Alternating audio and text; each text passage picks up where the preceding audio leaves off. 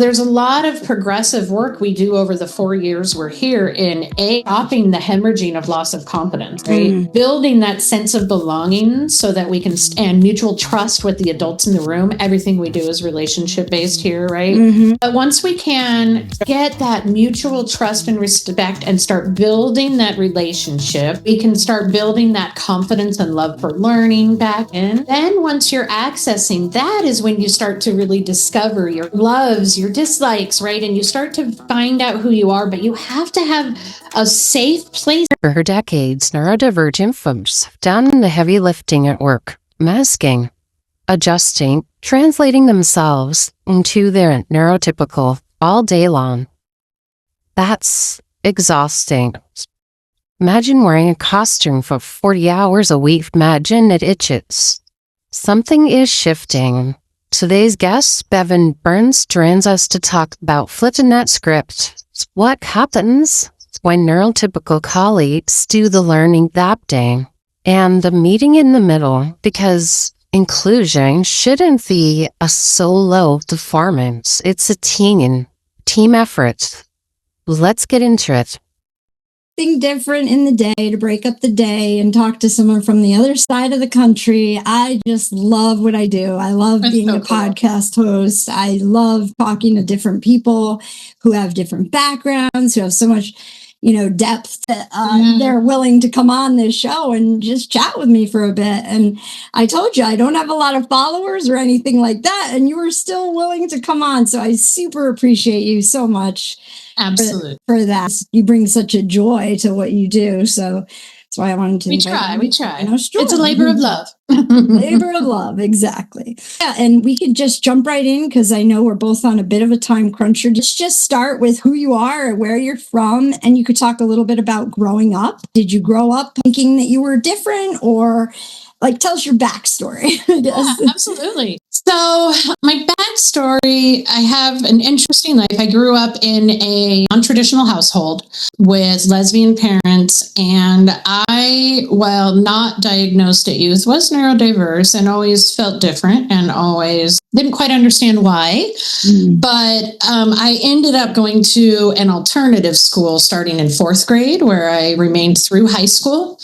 And I would say that was probably the biggest game changer for me, because I don't think I would have made it through school if I had gone a traditional route. I probably would have dropped out, and a whole lot of wasted potential would have happened, right? So I think that is really sort of where my love for non-traditional education started. And then as I progressed through my career, which has always been in nonprofit, various forms of nonprofit, either education or advocacy for underserved populations or underrepresented, I became a mom, right? So that all happened. And I now have 4 kids ranging from 27 to 10, almost 10-year-old twins. Every one of them is neurodivergent in a slightly different way. So through my early motherhood career, I was also navigating how do I help my own children navigate the world of academia, particularly how it relates to the social side, I think is particularly challenging for neurodiverse adults.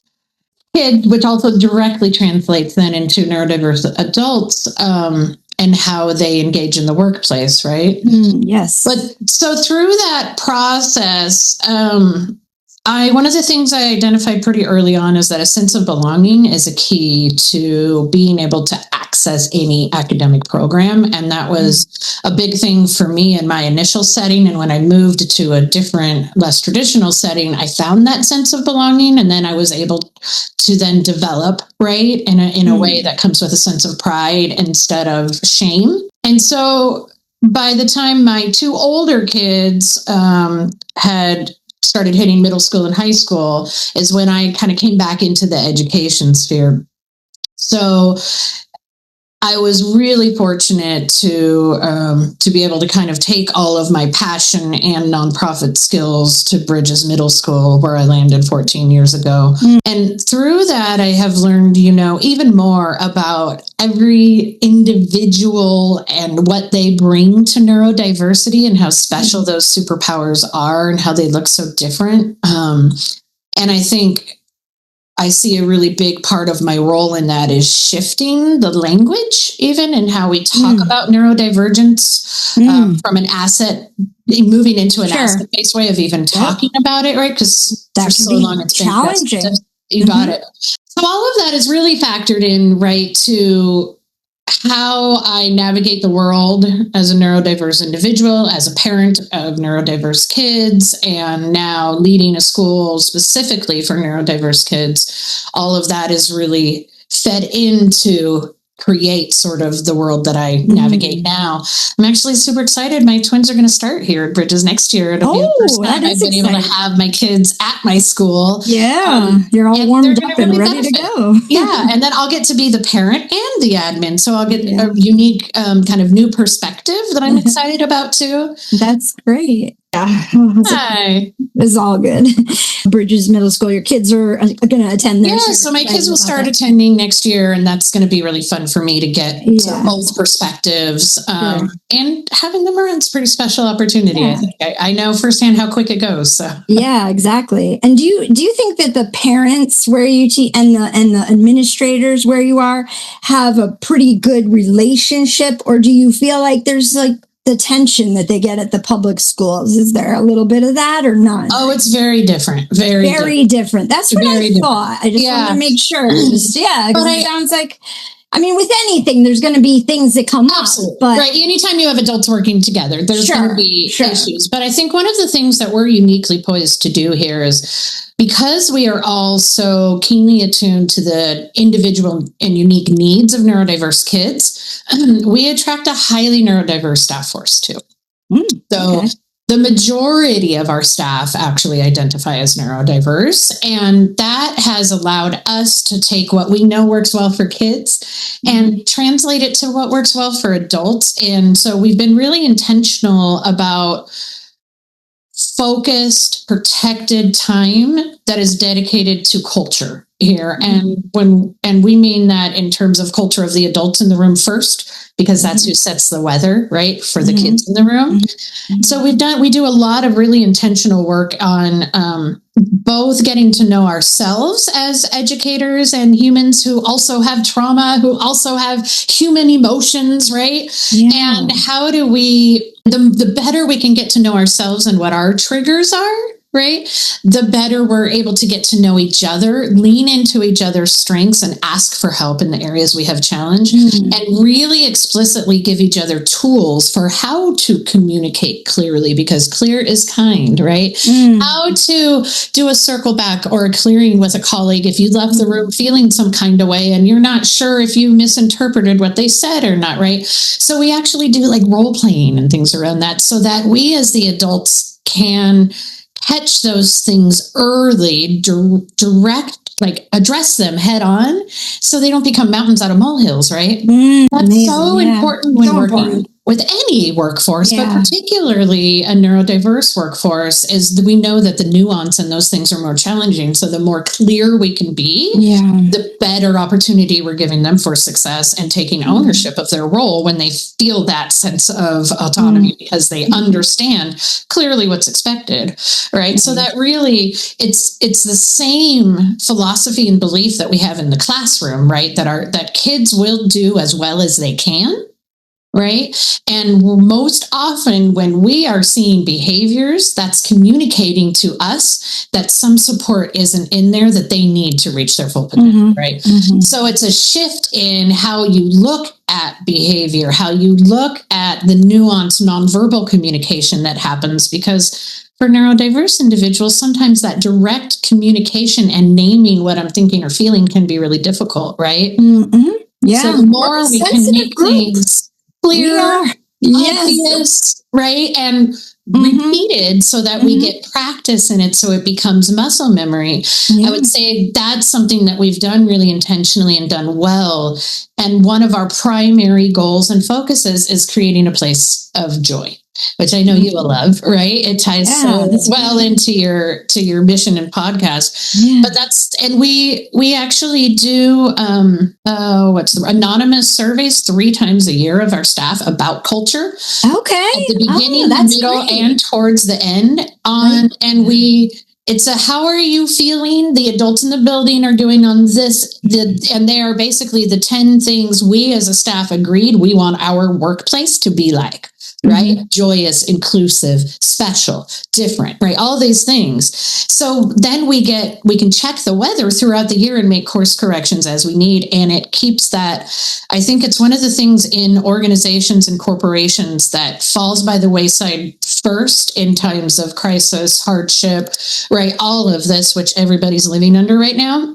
Some of those, that attention on culture really quickly goes by the wayside because it takes time, protecting time and attention. And what it does is it ends up people pointing fingers at one another, regardless of race, politics, all that stuff. Yep. Doesn't matter. There's that intrinsic, I feel that people have this desire to just nitpick or point, that we're not all perfect, I'm not saying that. Absolutely. But in a environment where that's the majority of the people, where it's just you're so inundated with this culture war, almost like where, there's just like for me, I don't know, like in high school, it's like cliquey, Absolutely. And I dream of a school that's, you're one big clique. Okay. It's like, we're all good. Like there's not like an us versus them. It's not, I don't like the hierarchies that I'm seeing in the schools. I'm a sub, so I go all over. I'm a sub teacher, and I have different various roles. I won't really get into what I do too much because I really want to focus on this. This is awesome. And I love what you're doing. I just want to hear more about that, because what I want to do eventually is to bring on people like you to come into the public schools and be just like that voice for the neurodiverse community. And you could also pitch your school a little bit, but just, I don't know, like a motivational speaker almost, or to help employees, maybe almost like a co-op, like a cooperative learning experience, like a workshop type of environment in the future. I don't know if you've ever done anything like that, but I think, people like you, and there's others I have in mind too, would be awesome at it. I mean, have you ever done anything like that kind of? Really my focus has been on the school, but I will tell you, one of the things that we did a couple of years ago was, after really kind of recognizing where we were as an organizational in terms of organizational maturity and culture and capacity, was we started working with a woman who, ironically, I met at a screening for a film that you have got to see called Divergent Gift. Have you heard of it yet? No. Okay, so a local filmmaker here, I actually worked with him in the background on it for several years, along with, like, everybody involved is on the spectrum.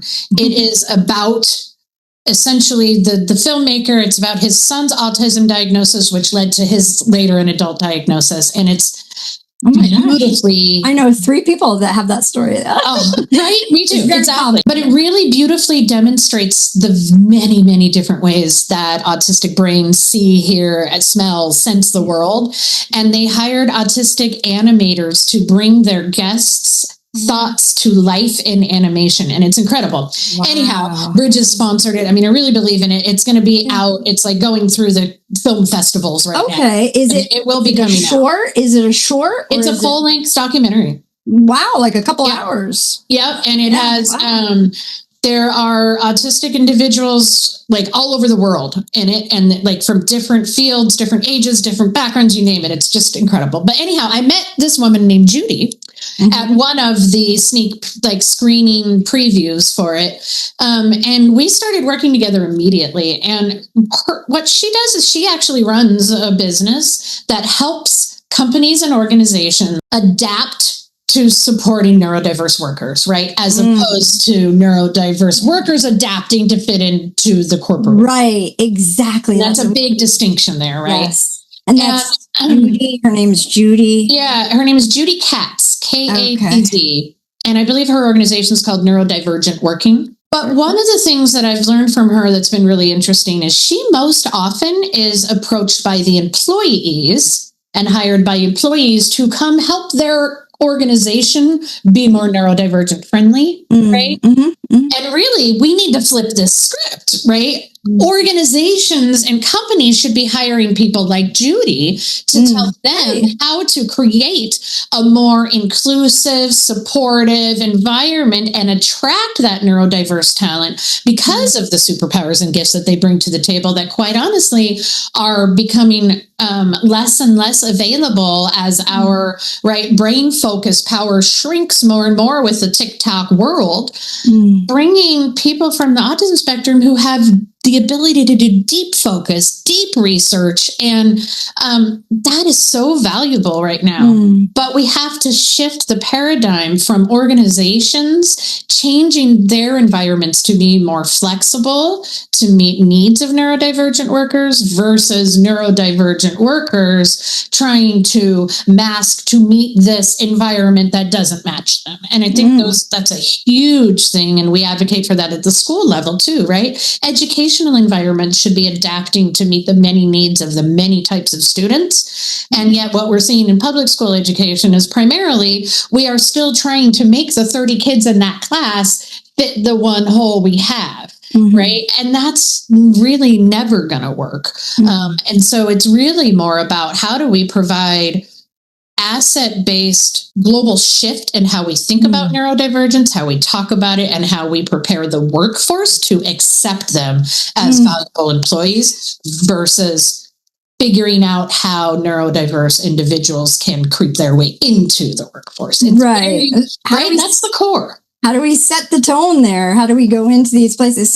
So for me, like as a para, I have to say, like, I struggled with this a lot because I had so many ideas and I talked a lot, and I basically got, long story short, railroaded right out of it. They did not like me. But I had my heart, and you know, the people that knew me, they know my heart. But you know, not everybody sees you like this person that you are. They see it as like aggressive, or like, oh, think you're better than someone else, or, oh, who are you to say da da da. Like, I'll make a comment like, oh, you know, I noticed Zach moves around a lot. I wonder if that rubber band around the chair might work for him. I'm sure you guys, and I'll say something like, I'm sure you guys have already looked into that or something. You know, I'll try to downplay it. And they're like, oh no, you know, no, we haven't. We'll think about it. Yeah, something like that will happen. And then I find out like maybe weeks later, and this happened to me so many times with so many different experiences, that person ended up talking to another person about me and blah, blah, blah. And it ended up being this big gossipy thing that it wasn't supposed to be. And then, like, who does she think she is? So to your face. Oh my God, you have an idea of how to support a kid? Being one way and then behind your back being another way. It's like so icky. Ugh. And it is. You know, we call it back channeling here. It's just so unjust. And I don't want kids to go through what I had to go through.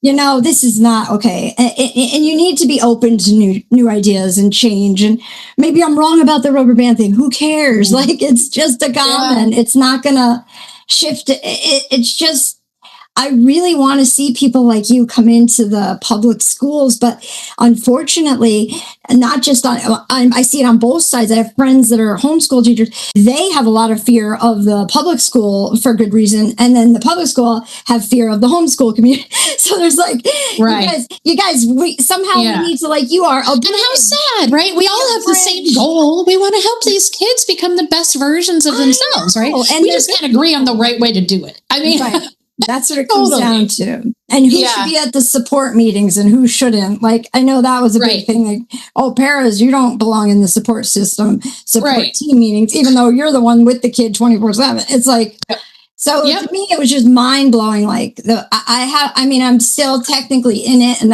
when I edit this, I'll probably have to take some of this out. I don't know. That's why I don't go live, because I like to walk, but I do have to be very careful because I'm still in it. So I won't. I didn't even really mean to go there and like nitpick, but I want. Well, I think it's important because I think the experience of neurodiverse individuals in the workforce needs to be talked about, right? Because part of it is, if we don't reveal it, we can't heal it, right? True. And so, I mean, I've always been such a big proponent of that, and that is hard work, right? And I think when I think about the culture work that we do here at Bridges, Yeah, tell me more about the culture work. I want to hear. Yeah, it's so we have an incredible culture coach. Her name is Zalika Gardner. She's been working with us for several years, and she's my personal leadership coach as well. What's her name? Zalika, Zalika Gardner. Okay. And she comes from academic background, but also organizational development. She's incredible. What she's really helped us to do is we worked together to, like I mentioned, kind of establish what does an ideal workspace look like and feel like, right? What is that? And then we backwards kind of worked that into, okay, then what are the guardrails we have to have in place to protect that, right? So we're all operating within these same sort of agreements and guardrails. Mm-hmm. And some of those, I think, really get to what we were just talking about. They are things that sound simple, but in practical application are actually quite complex. Things like being aware of the stories in our heads, right? We as adults, neurodiverse or neurotypical, tend to decide we believe something and start building a story in our head about that thing. And then we as adults, because our brains are efficient and this is how they work, they start looking for evidence to support that idea, right? Mm-hmm. That story that's in their head. And when they see or feel or experience something that doesn't match that story, it's when we kind of get conflict. So one of the things we do with our staff early on is train them to be aware of those stories in your head and be able to ask yourself, what if the opposite was true, right? What if the opposite was tried? What's right? And another piece of it is stepping outside of our own adult ego. That is really hard for some educators, right? Definitely, yeah. But one of my favorite terms in the world is that genius is a group sport. And it truly is, right? The more brains you can get together on an idea and thinking about that idea might morph considerably, but it is only going to get better because you bring different perspectives and all of that too. Right. So we really try to bring that to our staff as well, that we all have ideas and we all have more ideas. How can we put those together, lean into each other's strengths and challenges again? And you have to constantly revisit that though, right? Yeah. Because adult nature, the lizard brains prehistoric brains we have really dialed in pathways. Fight or flight, right? Yep. So we really have to push against those natural instincts to go into places of fear or not feeling like we're enough or, worry or concern instead of coming from a place of true curiosity. And how could we do more if we work together? How could this be different, right? Being willing to ask those kind of questions, even of our own ideas. And I think that's kind of a human condition that we're dealing with right now is everything is so myopic and self-absorbed and self-focused, right? And how do we shift that even just in our microcosm, right? Bridges Middle School, that's taken work. I love the name, by the way. Bridges, you're the bridge. Right, it works. Our kids actually came up with that. When I took over 14 years ago, we were called Gately Academy. Okay. And we went through a whole rebranding and we involved the entire community. Kids chose it and they chose middle school instead of academy. And they're like, we want to explain where we go. Yeah. I like it. Yeah, but that's what we hope to be as the bridge, right? That's right. Exactly. It's a transition for people. And sometimes it's hard and you being the bridge, unfortunately, you probably got stepped on a bit. Got it. I'm saying we've been through things and you might feel like you're getting in the situation right now yourself. Like if someone's watching this, you might relate, you might not. I don't know. Maybe you've been on one side of the fence to the other, but it's happening in the schools. This stuff is real. It's happening. People do discriminate. The race, age, it's also neurodiversity, but that's so covert and it's hard to nail it down. And, you can get your lawyers and all that and make a mess of it. But the point is really, let's not even go there. Let's just try to harmonize, try to see the good in everyone and become what you decided you wanted to do when you were a little kid. Why'd you decide to become a principal in the first place? We'll be right back after this brief message from Bridges Middle School. I needed to be explained to me differently. My old school, they they would just like help to make the work easier. Here, they help me so that I will succeed in high school and college. At Bridges, I'm really happy. It's really easy to connect with the teachers here. They all seem to know children very, very well. I like that I don't really have to be afraid to like raise my hand or get the question wrong, because even if that happens, I won't feel embarrassed, because it's just kind of like a big family. It's really easy to make a connection with the teachers because of the small class sizes. You really get to know them and they get to know you. If you're ever feeling down, if you have any problems, then they know how to fix it. They know how to make you feel better. We're one big family. I think it's good for me because, I don't know, nobody gives up on me. At my old school, there was a lot of pressure. I didn't do really good in large classes, and it wasn't as interactive, and so it was all weighing down on me.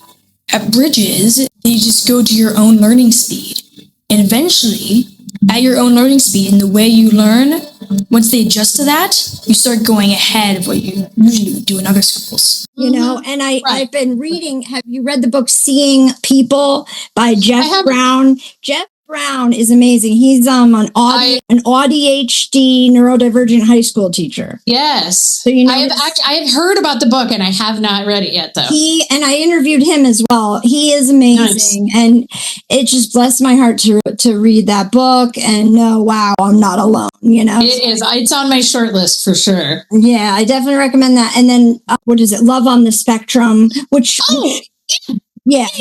I've watched every episode for sure. Oh, you have? Okay. Oh, yeah.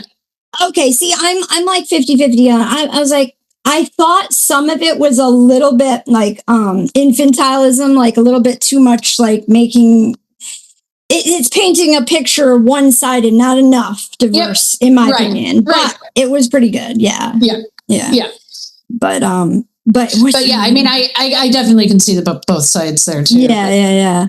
I can't find her name, but it's Kaylee. I think it is. She has a book out. It's like Life on the Bridge. Oh, neat. And she talks about her life as an autistic, and she was also an autistic woman. She was also on a TED Talk.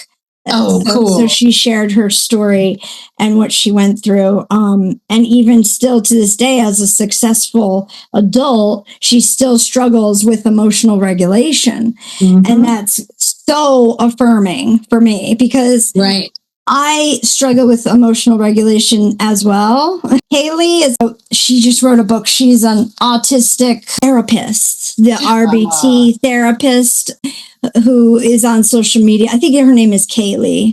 I haven't heard of her. Yeah, she was the one that was really big in the Love on the Spectrum, which yeah.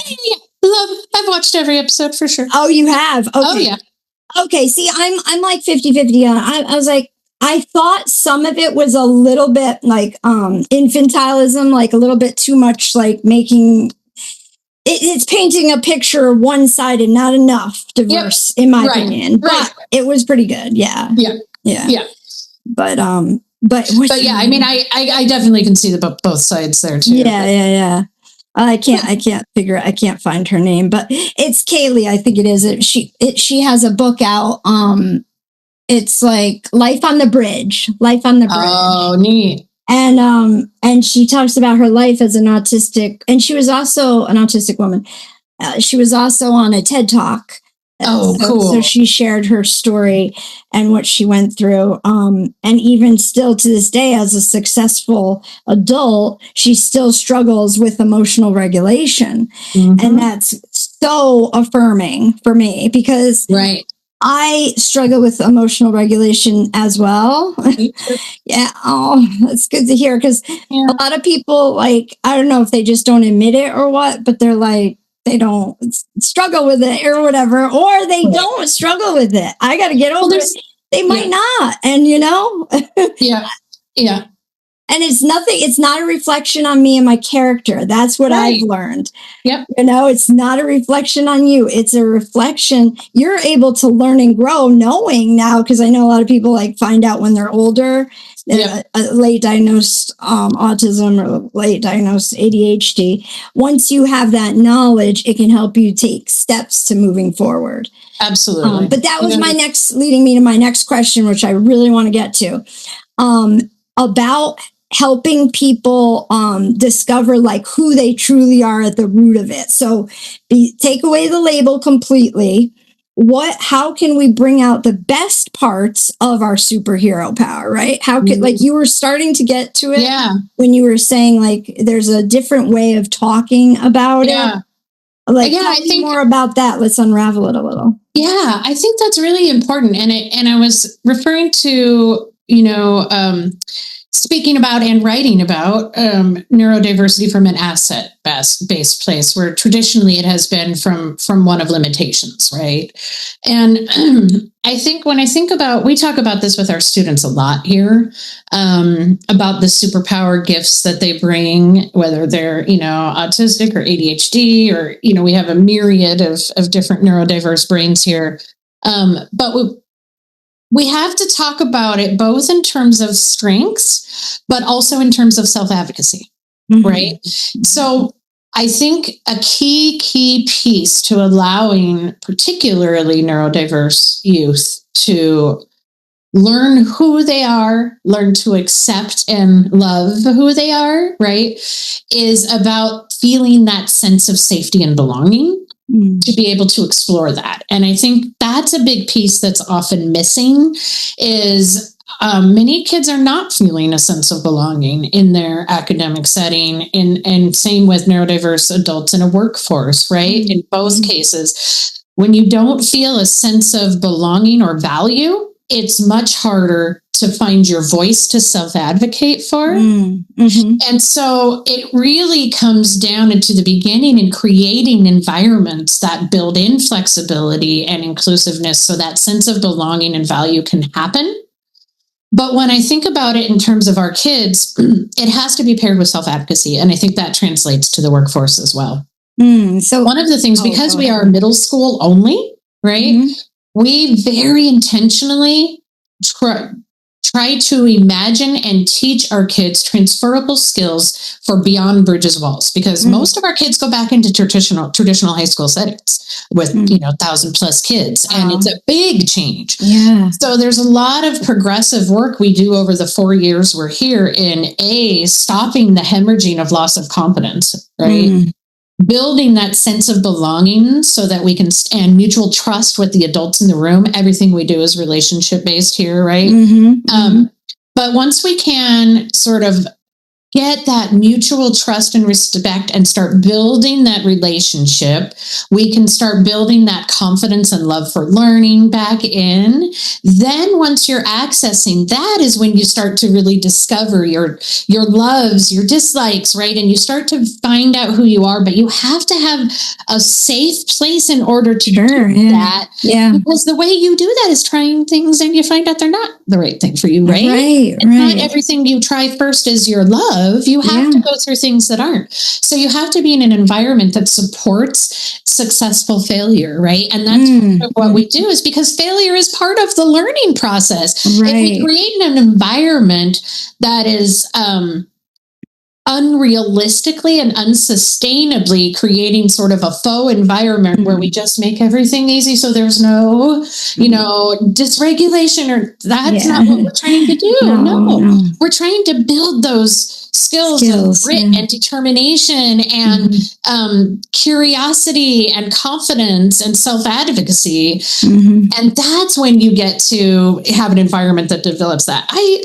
truly believe, and I've said this many times, but the kids we're teaching today are going to be solving cancer and world hunger issues later, because if you look back in history, all of the major advancements in our society have come from neurodiverse brains, outside of the box. Outside the box thinking. That's what's going to keep moving our world forward. So the more we can create an environment where outside the box thinkers find a sense of belonging and value, the more we're going to be able to tap into those superpowers. And the more we can help develop that sense of confidence in those superpowers in youth that pairs with the language that's asset-based and self-advocacy skills to be able to tell people exactly what we need to be successful, then chances of success later in life are so much higher.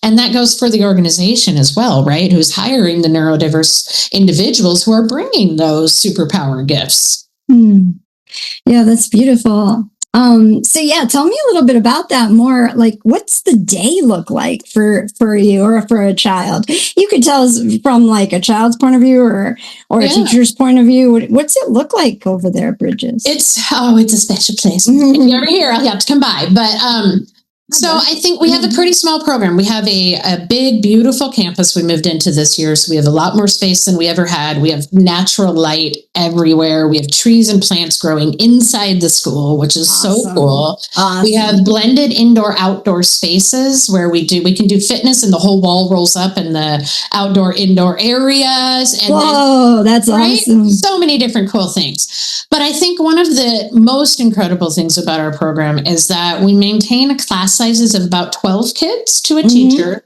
Okay. All of our teachers are master's level teachers with a deep understanding of neurodiverse populations, right? Then we have, for a school of 70 kids, we have 4 counselors, and they're providing one-on-one social emotional support and regulation strategies that help the kiddos stay in class as much as possible. But all of our kids need brain breaks. And so we have sensory calming spaces throughout the building. Also movement break spaces, right?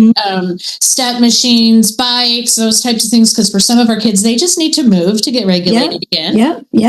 And so it's a very normal thing in our school to take a brain break, which makes it feel non-shaming because everybody's doing it when they need. We just have clear guidelines and expectations for how they communicate to their teacher that they need a break, where they go.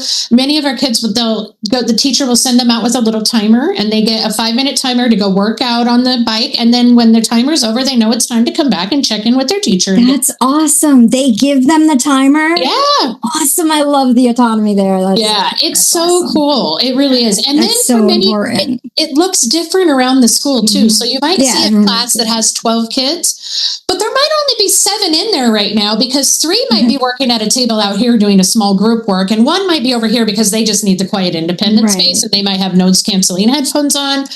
And so they're accessing it and giving them the space to navigate their learning in a way that works best for them, but then giving them the expertise and guidance and instruction to help move them along through that learning inquiry, right? And so we also were thinking about things like lunch, right? We don't have our entire school eat lunch at once together because it would be overwhelming sensory overload. So we have them split up into smaller groups. One half of our kids are having a break in the recess area while the other half are eating, and then we swap, and we have those heavily staffed with counselors because less regulated times are often when our kids struggle the most with peer social interactions. And if we're not there to help support in the moment, guess what happens? They come to class revved up, right? And they're not able to let that go and move right into learning. No way. So we have also reset times built in, like after lunch and recess, our kids go to their homeroom and they have like a 10-minute reset meditation, quiet time to help their brain get out of the fun and all thinking about the struggle they had with so-and-so to being able to get refocused and reading. Or we ask them to do academic demand again, right? That makes sense. We also have set up our school day that we front load the core academics to the first a half to 2/3 of the day when our kids' brain functioning is the best and hasn't fatigued yet. Then we do more of our creative or exploratory type classes in the afternoon. Fitness, art, some of those types of things would happen more in the afternoon. So all throughout the day, the schedule is intentionally tailored to think about neurodiverse brains. The setting within the classroom has minimized distractions, we use technology, but we try not to overuse it and primarily use it as a assistive technology support. So it looks a lot of different ways, but what's special about that then is it's really normalizing for our kids, right? Mm-hmm. They don't stand like in a traditional public setting, and I'm all about inclusion, right? Mm-hmm. But what that looks like in reality, if you go to a fourth grader and you have to either put an aid next to them or pull them out, right? They are noticing. Fourth grade is when traditionally you start noticing the difference between them and their peers. And then their confidence starts tanking because they start realizing, wait, why am I getting something different, right? Mm-hmm. So the way we do it here at Bridges, it normalizes it so much that it's just part of the day. Mm-hmm. And so there doesn't have to be any shame around it. No, so there shouldn't never be shame. That's right. Yep. Yeah. And we do use standardized testing, but we use the one we think works the best, and we do it way different. We like a lot of our kids do one-on-one testing support, or they will get our dyslexia kids will have reading accommodations, but we do it for like a period a day over an extended time instead of having them test for multiple hours, because we're not going to get good data, right? That's smart. Yeah. Yeah, exactly. So sometimes it can take us 2 to 2.5 weeks just to get a kid through the testing, but we're just doing it in small bouts so that they don't get burned out and we get the best information possible about where they're ready to go next.